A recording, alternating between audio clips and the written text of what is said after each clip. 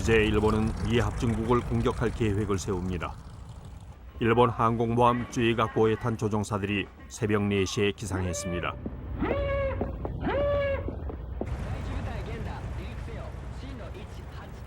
후지다 미츠오 함장은 일본 천황을 위해 건배하며 이들과 함께 전통주를 마십니다.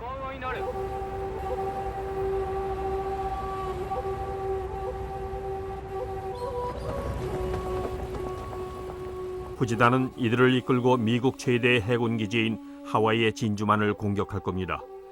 이 진주만 공습작전은 야마모토 제독이 기획했습니다. 야마모토는 일본의 태평양 정복을 실현하기 위해 진주만이라는 방해물을 확실히 공격하고 제거하려고 했습니다.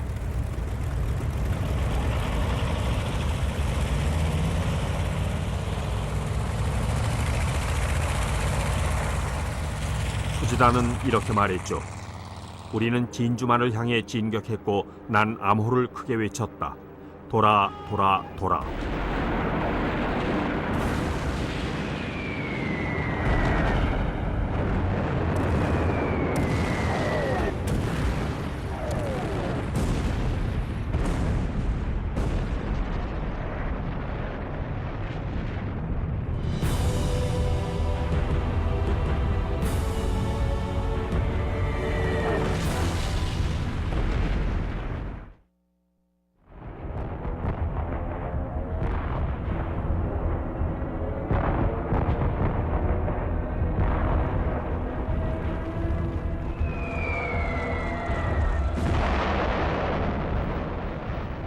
전혀 예상치 못한 공격이었습니다.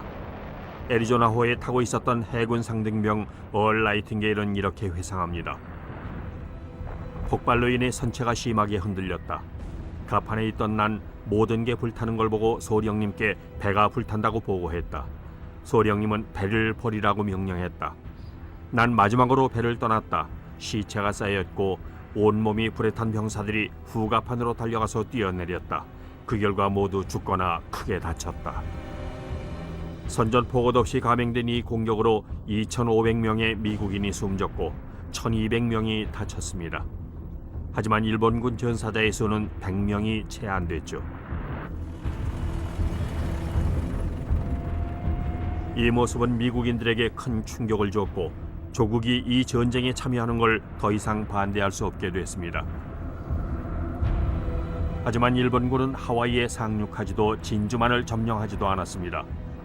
그들이 침몰시킨 미국 함대의 일부는 모두 구식 전함들이었습니다. 이제 해전에서 승리의 열쇠가 될 것은 바로 항공모함이었습니다.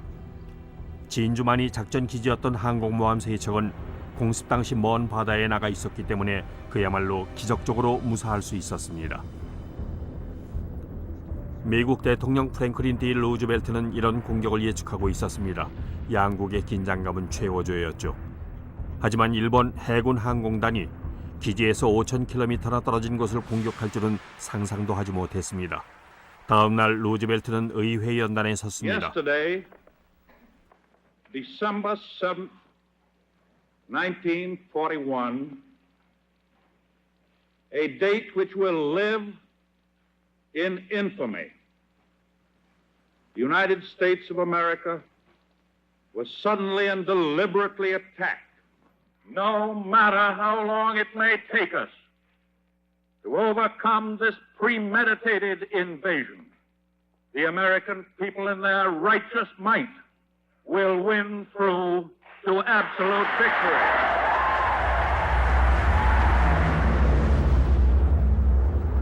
그것은 명백한 침략이었습니다. 같은 날 일본은 영국 식민지인 홍콩도 공격했습니다. 또 그들은 필리핀에 있는 미 공군 기지를 폭격하고 바탄반도에 상륙했습니다.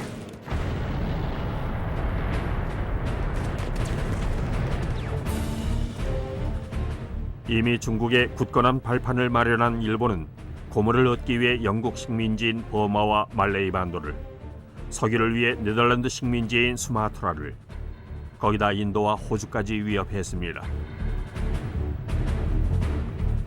그보다 몇 개월 앞서선 프랑스 식민지인 인도차이나로 진격했죠.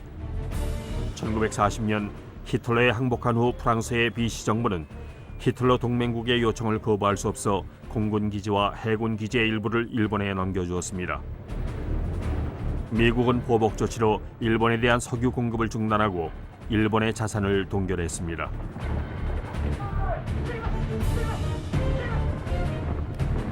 결국 이런 경제적 제재가 일본을 전쟁으로 몰아갔던 요인입니다.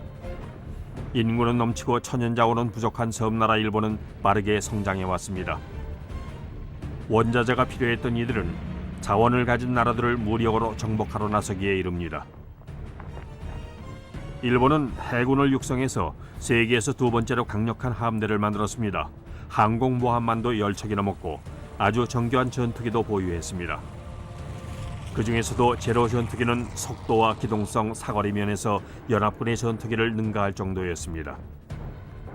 게다가 천황을 위해서는 기꺼이 목숨을 바치려는 수백만 명의 군대까지 있었죠.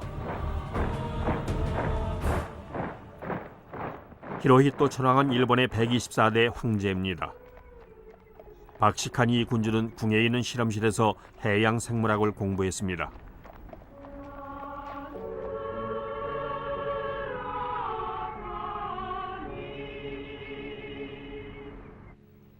그는 살아있는 신이었습니다.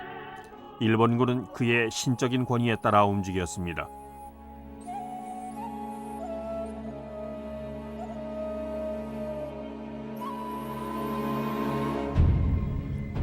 일본 제국군은 중국에서 끔찍한 대량 학살을 감행했습니다. 일례로 1937년 난징에선 30만 명의 중국인들이 학살을 당했습니다. 그 후 일본군은 베이징의 자금성을 당당히 행진할 수 있었죠.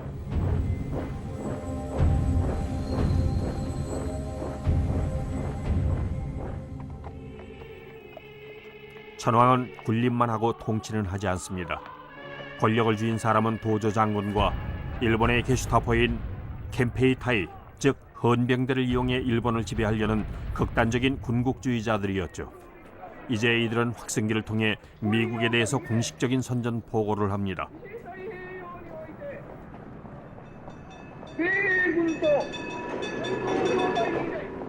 이쪽 국민과 일사를挙げて国に報い、国に準ずるの時は今であります。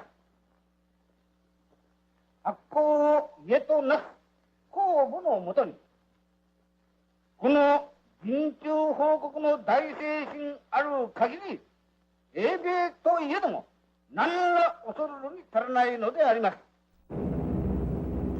아침 식사 시간에 인도 차이나에서 이륙한 일본군 조종사들은 영국이 두렵지 않았습니다. 이들은 싱가포르를 지키러 온 영국 전함 두 척을 찾고 있었습니다.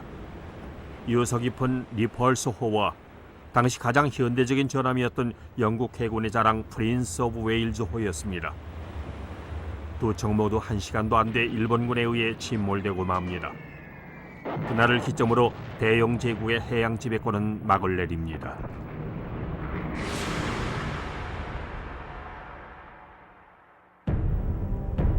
다음 날 베를린에선 히틀러가 의회에 참석해 나치의 지도자들을 만났습니다.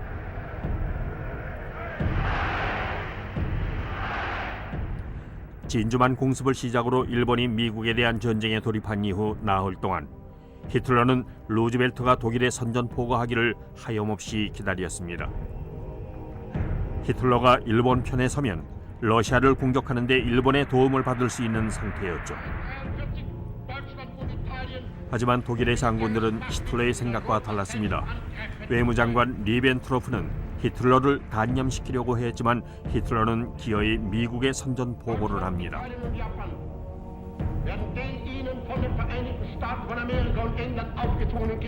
루즈벨트를 후원하는 힘이 뭔지 우리는 안다. 그건 불멸의 유대인들이다.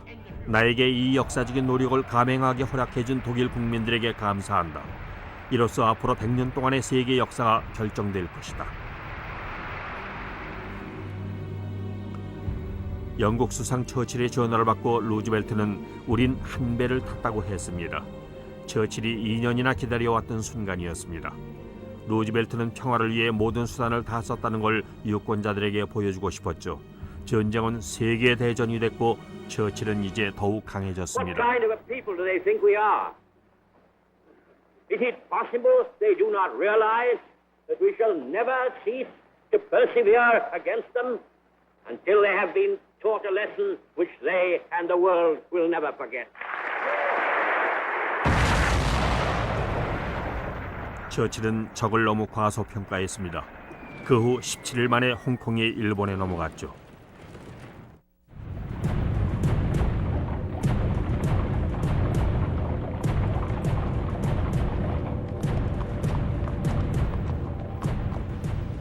말레이 반도의 호랑이로 알려진 야마시타 장군은 말레이 반도의 밀림에 일본군 탱크를 진격시켰습니다.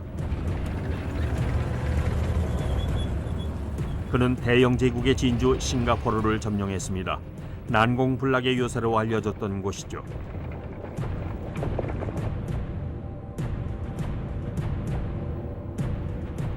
야마시타는 수백 명의 포로들을 이렇게 줄지어 세워놓고 아주 인상적이고 치욕적인 검열을 했습니다.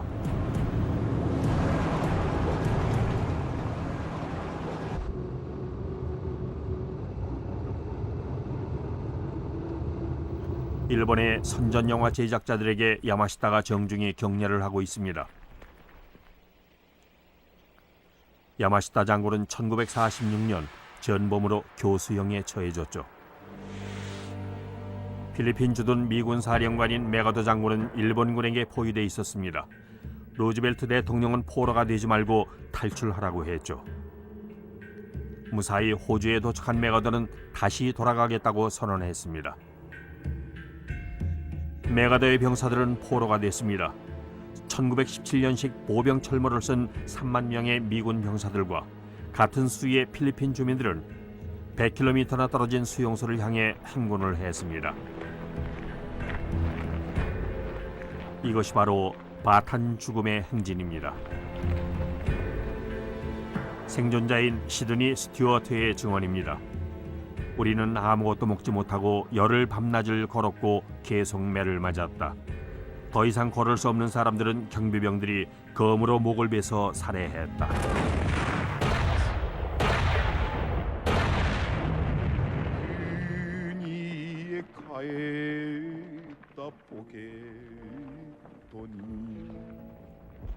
그로부터 겨우 5개월 후 일본은 동북아시아에서 연합군을 물리쳤고 태평양의 절반을 정복했습니다. 덴노 헤이카 반자이, 천황 만세란 뜻이죠. 일본식 전격전을 축하하는 엄청난 만세 소리가 일본 제국 전역에 메아리쳤고 도조 장군과 천황이 가족과 함께 대중 앞에 모습을 드러냈습니다.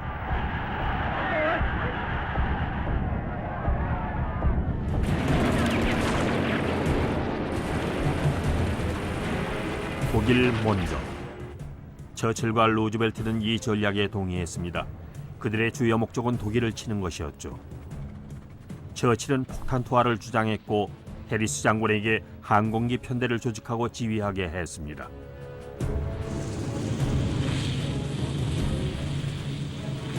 해리스는 포엔진 폭격기인 헬리팩스와 랭카스터면 승리할 수 있다고 생각했습니다. 이 전략은 인력과 장비가 너무 많이 든다는 비판을 받았지만 어쨌든 영국은 독일에 대한 공격을 시작했죠. 1942년 3월 8일 에센이 폭격당했습니다. 처칠이 스탈린을 도와준 셈이었죠. 에센은 독일군이 러시아에서 쓰는 무기를 생산하는 곳이었습니다. 독일 사람들은 히틀러 정책의 결과를 판단하기 시작했습니다. 나치 정권은 점점 더 흉악한 광기로 치닫고 있었죠. 히틀러, 괴링, 히물러와 그의 부관 하이드리히는 이른바 최종적 해결이라는 것을 감행합니다. 유럽에서 유대인들을 말살하려는 정책이었죠. 이는 1942년 1월 베를린 근교에서 열린 반제 회의에서 결정이 되었습니다. 이에 하이드리히는 파리로 와서 프랑스에 있는 유대인 검거를 지휘했습니다. 그리고 그 유대인들은 아우슈비츠의 가스실로 보내졌죠.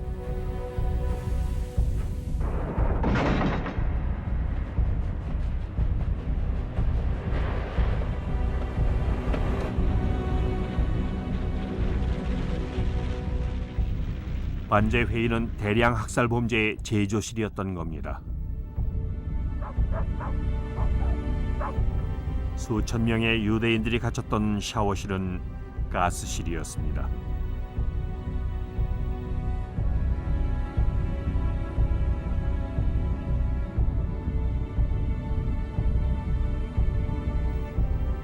러시아에서 총탄에 의한 대학살이 있은 후 대량 학살 정책은 더욱 심해졌습니다.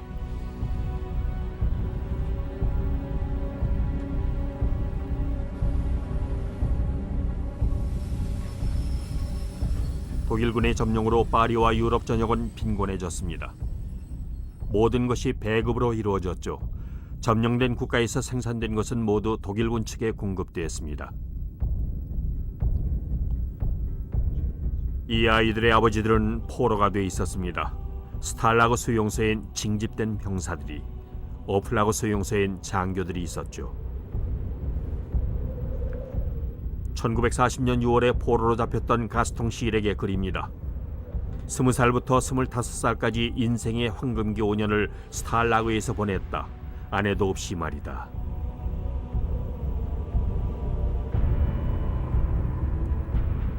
오플라그에 있던 장교들은 상황이 좀 나았습니다.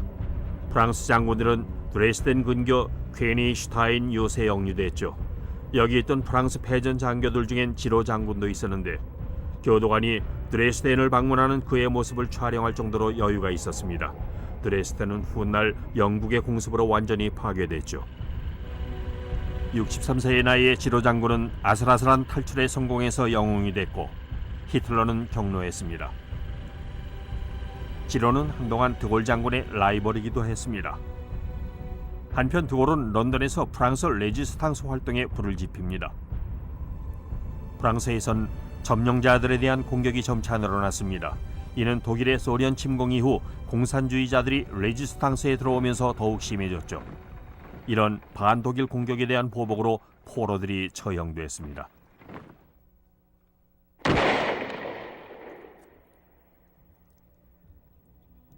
드골은 일명 자유프랑스군이란 작은 군대를 이끌고 아프리카에서 영국군과 함께 싸웠습니다. 이들은 비시정부로부터 사형 선고를 받은 병사들이었고 일부는 1940년 6월 18일부터 싸워왔죠. 그중 가장 유명한 사람이 르클레르 장군입니다. 원래 이름은 필립 드 오트클로크지만 프랑스에 있는 가족들을 보호하려고 이 별명을 썼죠.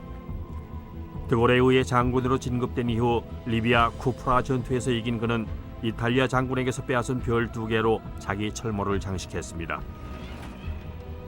그날 르클레르는 부하들에게 말했습니다. 너희는 절대로 무기를 버리지 마라. 우리 국기가 스트라스부르 대성당에서 다시 휘날릴 때까지.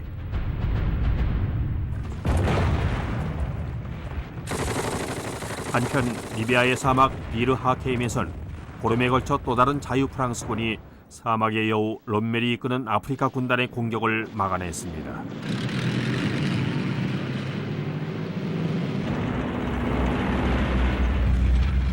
이 세계적인 충돌에선 소위 축이 되는 열강인 독일, 이탈리아, 일본의 동맹이 선두에 서 있었습니다. 아프리카 군단은 이집트 외곽에 있었고 독일군은 러시아의 3분의 1을 점령했죠. 일본의 제국 해군은 태평양을 장악했으며 독일 잠수함은 대서양을 혼란에 빠뜨리고 있었습니다. 유보트는 독일에서 가장 무서운 무기였습니다. 1942년 초 몇 개월 동안 이 잠수함은 400만 톤의 연합군 선박을 격침시켰고 고립된 영국의 보급품을 주러 가는 길이었던 유조선과 무기를 실은 화물선과 비행기 등이 파괴됐습니다. 미국이 이 충돌에 합류하긴 했지만 연합군은 패배한 듯이 보였습니다. 세계가 파멸에 이르기 직전이었습니다.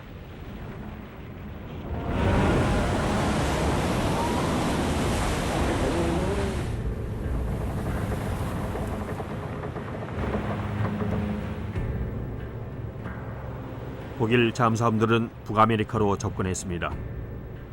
이들은 잠망경을 통해서 휘황찬란한 뉴욕의 야경을 촬영했죠.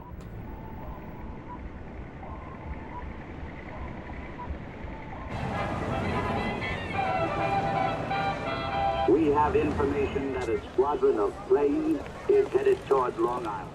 미국의 신문과 라디오는 독일군의 공습 가능성을 대중에게 알렸습니다. 하지만 사실 당시의 폭격기는 유럽에서 그렇게 먼 거리까지 올 수 없었죠. 그래도 정부는 시민들에게 등화 관제를 지시했습니다.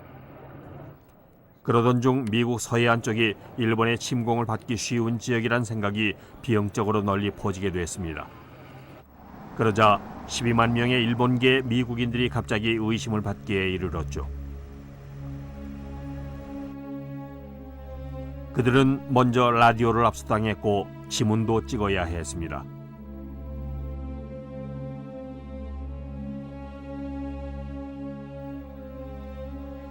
정부는 긴급 대책을 알리는 공고문을 내걸었습니다.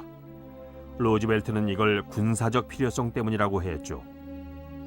당시 일본계 미국인들은 몇 세대에 걸쳐 캘리포니아주에 거주해 오면서 주의 농업과 경제에 큰 기여를 해왔습니다.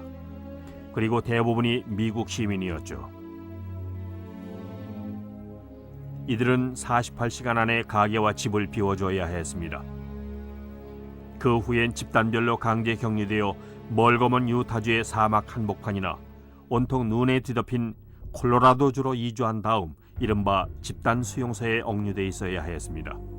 미국으로서는 아주 불명예스러운 정책이었죠.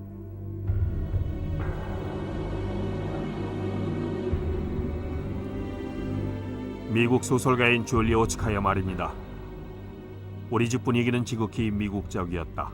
일본 말을 쓰지도 않았고 일본 음식을 먹지도 않았다. 그런데도 할아버지가 일본 스파이 혐의로 FBI에 체포되셨다. 할머니, 삼촌, 어머니도 함께 체포됐다. 우리 가족은 늘 신중하게 행동하는 편이었다. 그래도 미국에 대한 충성심은 변치 않았습니다. 6천 명이 태평양에서 통역자로 일했고 2만 명은 유럽에서 독일에 대항해 싸우겠다고 자원했으며 나머지는 전쟁 말미에 자유롭게 풀려났습니다. 1942년 미국은 완전히 결집했습니다. 수백만 명의 남자들이 입대했고 600만 명의 여성은 남자들 대신 무기 공장에서 일했습니다.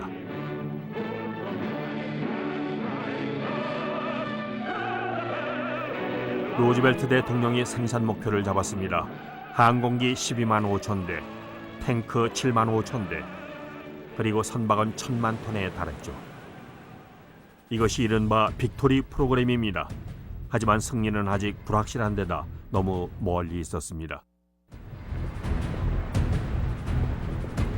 미국의 여론은 시들해졌고 정부는 뭔가 위협을 달성해야 했습니다. 결국 대담한 작전이 기획됩니다. 항공모함 호네토에 16대의 B-25 폭격기를 싣고 일본에 최대한 가까이 접근하는 작전이었습니다. 그렇게 큰 비행기들이 항공모함의 갑판에서 이륙하는 것은 전에 없던 일이었죠.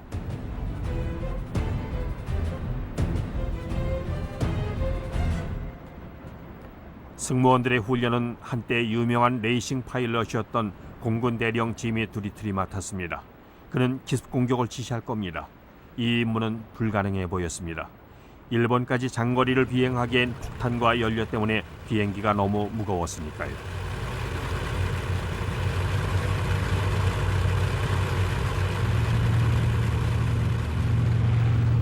하지만 이들은 이륙에 성공합니다. 이들의 임무는 유명한 장편 영화 도쿄 상공에서의 30초로 세상에 알려집니다.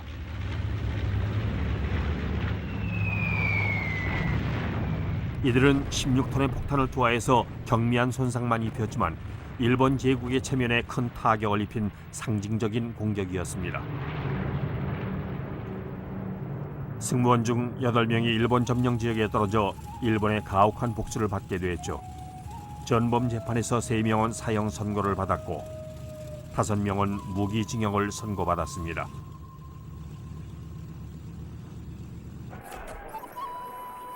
일본의 수상 도조 장군과 야마모토 제독이 판단하기에 미군의 공습은 일본의 방어 범위를 동쪽으로 확장해야 한다는 걸 뜻했습니다. 일본의 계획은 태평양 한가운데 있는 미군 기지인 미드웨이를 점령하고 진주만을 치는 것인데 이는 이미 6개월 전에 했어야 할 일이었습니다. 일본군은 미군이 자기들의 암호를 푸는 데 성공해서 이 작전에 대해 다 알고 있다는 사실을 알지 못했습니다. 당연히 미군 최고사령관인 체스터 니미츠 제독은 미드웨이 방어를 준비하고 있었습니다. 야마모토보다는 항공모함 수가 적었지만 니미츠는 모든 항공모함을 곳곳에 매복시켰죠. 야마모토 제독은 사상 최대의 함대를 이끌고 미드웨이로 다가왔습니다. 전함만 200척에 항공모함 8척으로 이루어진 이 엄청난 함대엔 무려 600대의 전투기가 실려 있었습니다.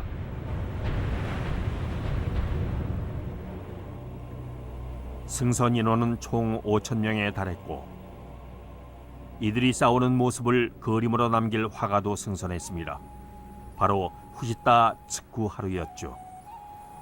파리 몽파르나스에서 유명한 화가였던 그는 의무를 다하기 위해 일본으로 돌아왔습니다. 미국 쪽엔 저명한 영화 감독인 존 포드가 미드웨이 방어를 영화화할 예정이었습니다. 전투 전날 밤 그는 서부 영화에서 썼던 대결 직전의 분위기를 재현했습니다. 해병 대원들은 다음 날 공격이 있으리란 걸 알고 있었죠.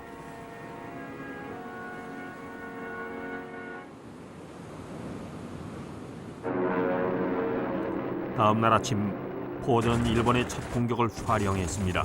미군 기지가 완전히 파괴됐죠.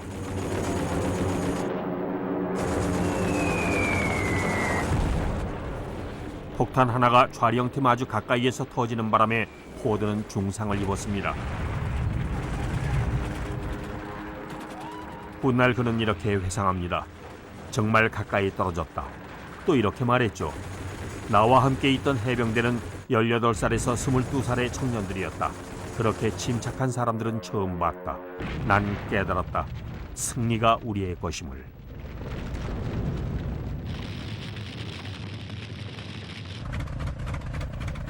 항공모함에 승선한 조종사들도 그 또래였습니다. 대학을 갓 졸업한 정도였죠. 그들은 카메라맨 앞에서 포즈를 취한 다음 일본 함대를 공격하려고 이륙했습니다.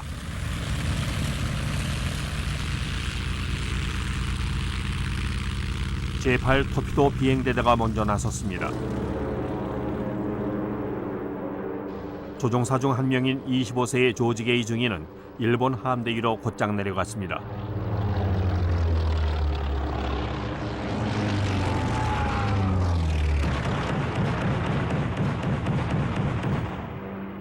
그러나 일본군은 항공모함에 설치된 고사포로 미군 전투기를 하나씩 격추시켰습니다.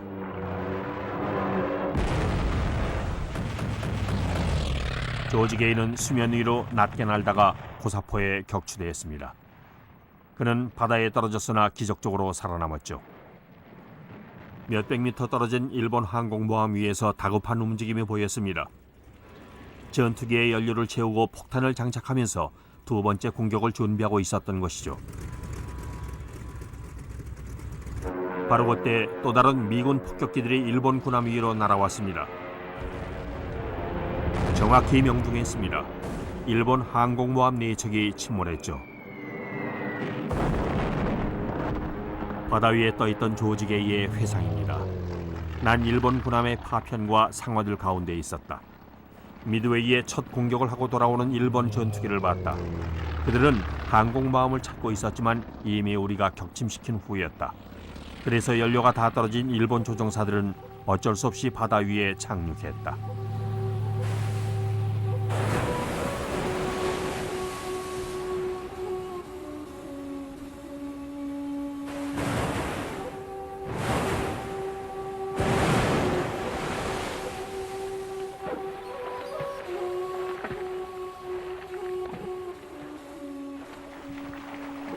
조지 게이는 비행정에 의해 구조됐고 훗날 민간 항공기 조종사가 됐습니다.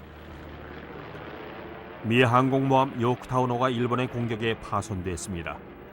이들은 손상된 부분을 수리하고 사상자 수를 확인한 다음 기지로 귀환하려고 했죠. 하지만 그 다음 날 일본 잠수함이 발사한 어뢰에 맞아 침몰하고 맙니다.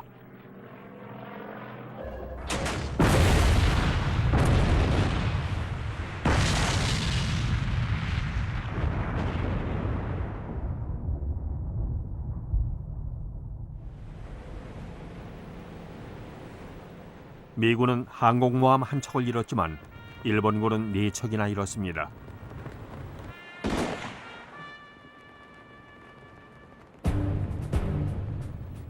이번이 일본의 첫 패배였고 연합군의 사기는 높아졌습니다.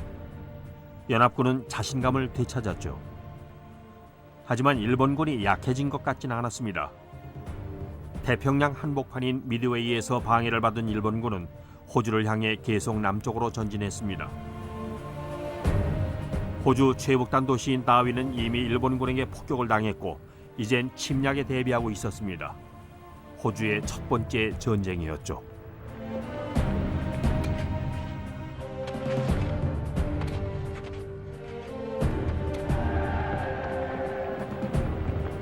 호주는 뉴기니까지 침략해 야욕을 불태우는 일본군에 대항하기로 했습니다. 거대한 섬인 뉴기니는 탐험가들이 들어오기 전까지만 해도 사실상 침입자가 없었습니다.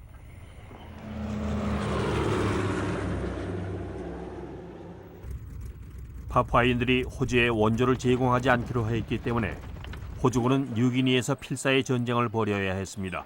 극성스런 모기떼와 불개미, 거머리, 뱀은 물론이고 일본군과도 맞서 싸워야 했죠.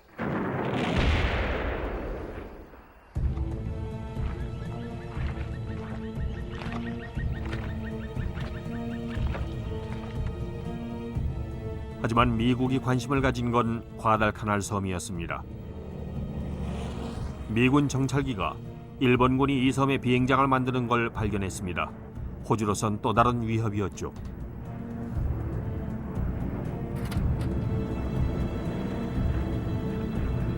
미군은 최초로 대규모 상륙 작전을 계획했습니다.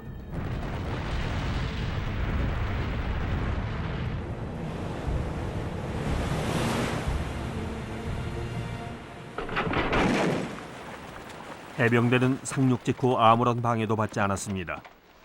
이들은 곧장 밀림으로 향했죠. 해병대원 에드윈 모건은 이렇게 썼습니다. 우리는 정글에 익숙해져 갔다. 수상하고 무시무시한 온갖 소리가 들려왔다. 난 두려웠다. 하지만 우린 마음을 다잡았다. 일본군도 우리보다 나을 이유가 없었다. 그들은 모두 도시 출신이고 일본엔 밀림이란 게 없으니까.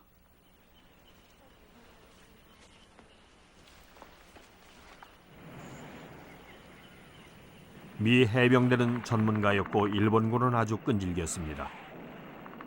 일본군은 총검술에 있어서는 자기들이 우월하다는 자신감에 차 있었습니다.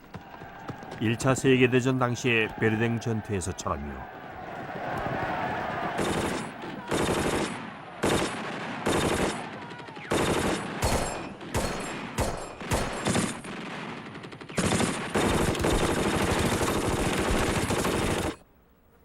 결과도 베르댕 전투와 같았습니다.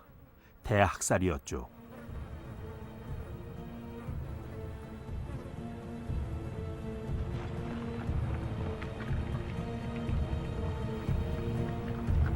일본 병사들은 테나루강 전투에서 몰살됐습니다.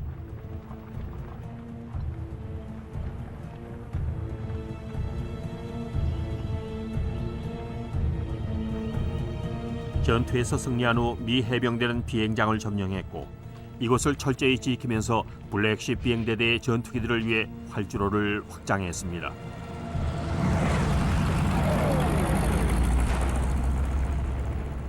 이 비행장은 일본군의 끊임없는 포격 대상이 됐습니다.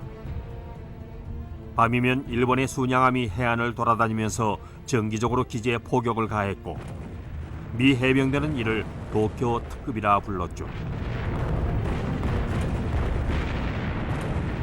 일본군의 상륙을 막기 위한 해전이 벌어졌지만 일본 최강의 정예연대 하나가 침투합니다.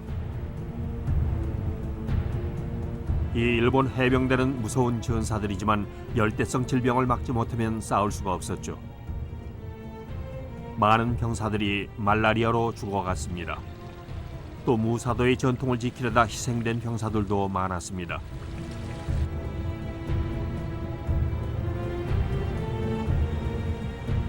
사령관인 이츠키 대령은 사무라이 정신을 계속 강조했습니다.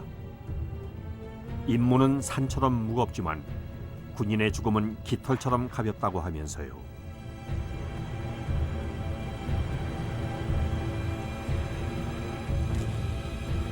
과달카날 전투는 막 시작됐을 뿐입니다.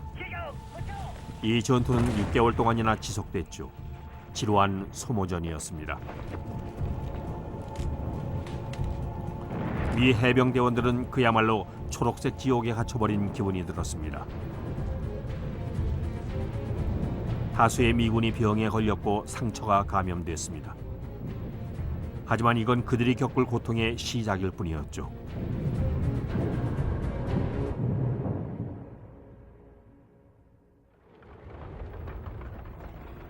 이때 소련의 붉은 군대도 힘든 시기에 접어듭니다. 러시아 사람들은 이때를 1942년의 검은 여름이라고 부릅니다. 독일군은 동쪽으로 행군을 재개하면서 다시 포로들을 잡아들였습니다. 하지만 전년도보다는 적은 수였죠. 이미 소련군이 철수했고 떠나면서 모든 걸 불태워버렸기 때문입니다.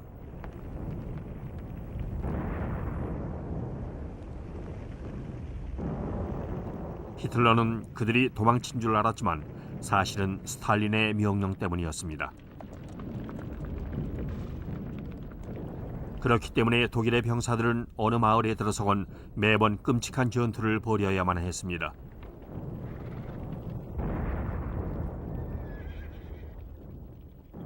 제18보병연대의 호케소령은 이렇게 썼죠.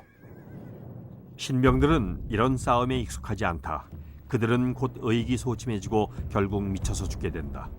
8월 8일 육중대 총 사망자 50명 중에서 우리는 그렇게 35명을 잃었다.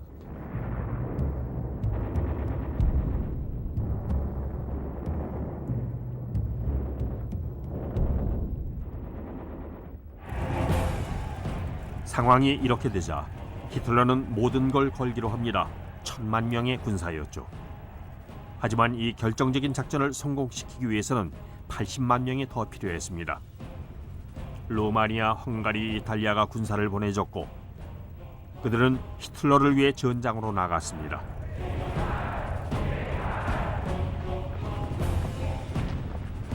이탈리아군은 무솔리니의 과대망상 때문에 참전했고 30만 명이 전사했습니다.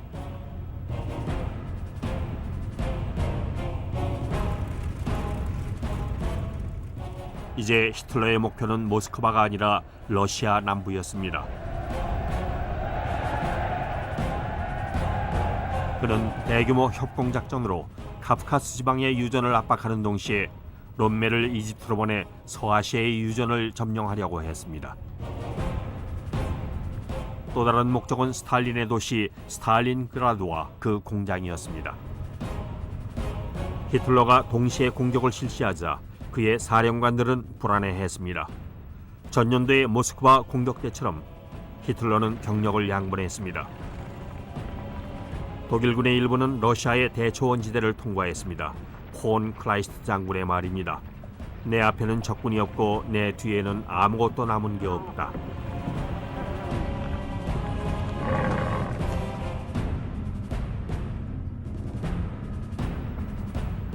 카프카스 산맥에 도달한 독일군은 최근 미국이 소련의 원조 물자를 수송하는 경로로 사용하게 된 이란과의 국경 쪽으로 향했지만 끝내 도착하진 못했습니다. 그 사이 나머지 독일군인 제6군은 파울루스 장군의 지휘에 따라 스탈린그라드로 향하고 있었습니다.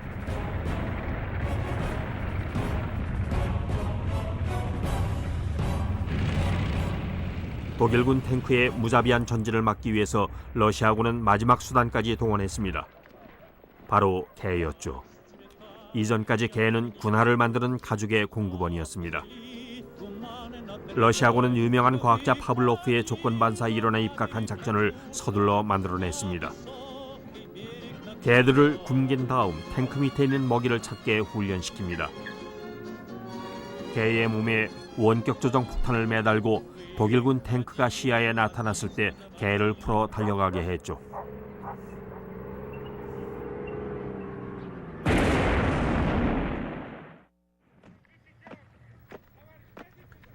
(1942년 8월) 처칠과 루즈벨트의 특사인 해리먼은 모스크바로 가서 스탈린을 만났습니다. 스탈린은 서쪽에 제2전선을 열라고 요구했죠. 처칠은 유명한 승리의 V자를 그렸지만 연합군이 동부전선에서 소련을 도와주지 못하고 있다는 스탈린의 주장을 인정할 수밖에 없었습니다. 해리먼이 원조와 장비를 약속했지만 스탈린은 분노했습니다. 히틀러와 홀로 싸울 수밖에 없는 상황이었으니까요. 그는 우크라이나 출신의 무자비한 신복 니키타 후르시초프에게 스탈린그라드 방어를 맡겼습니다. 전쟁 전에도 몇 건의 대량 학살을 주도했던 인물이죠. 후르시초프는 퇴각하지 말라는 스탈린의 명령을 수행했습니다.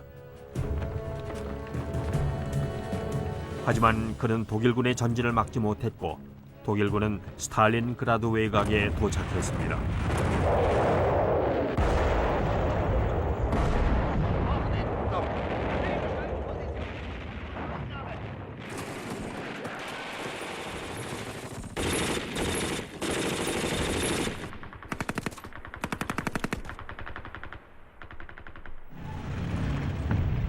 (1942년 9월) 파울루스는 모스크바로 향하는 철로에 이르렀습니다. 그는 이 철로를 따라 스탈린그라드까지 가서 중앙 기차역을 장악합니다.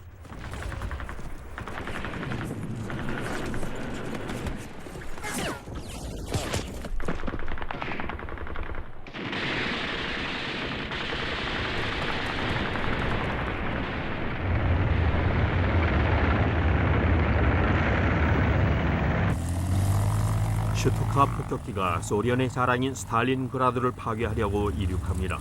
공산주의 세계 최대의 산업도시인 스탈린그라드는 혁명의 도시에서 공장 건물들이 즐비한 산업도시로 탈바꿈했었죠.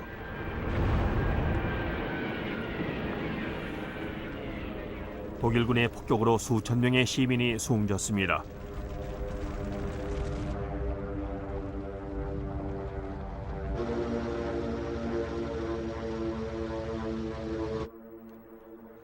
소련의 T-34 탱크를 생산했던 거대한 트랙터 공장은 이제 돌무덤으로 변해버렸죠.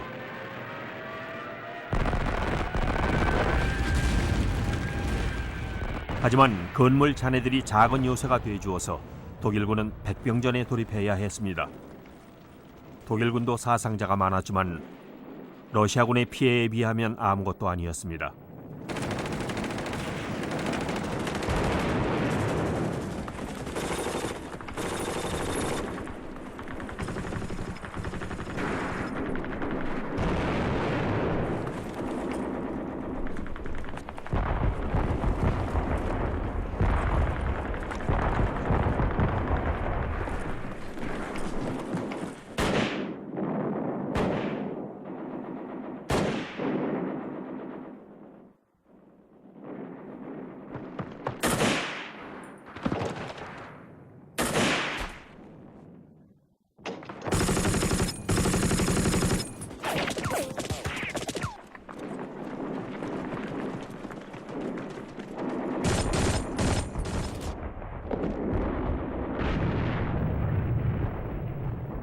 (4주간의) 끈질긴 싸움이 끝나고 독일군은 마침내 스탈린그라드의 가장 높은 곳인 마마이에프 언덕에 올랐습니다.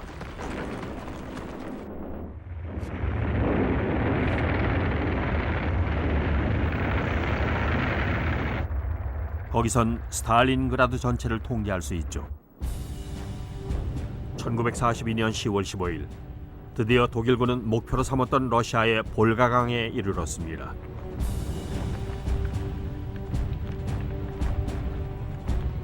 소련군은 코너로 몰려 극히 일부만이 간신히 버티고 있었죠. 파울루스 장군은 제6군이 임무를 완수했고 스탈린그라드에 나치 깃발이 풀러긴다고 히틀러에게 보고했습니다.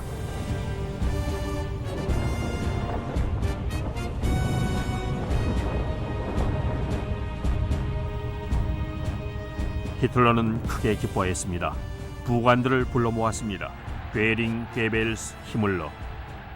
그 밖에 열성 지지자들에게 이렇게 말했습니다.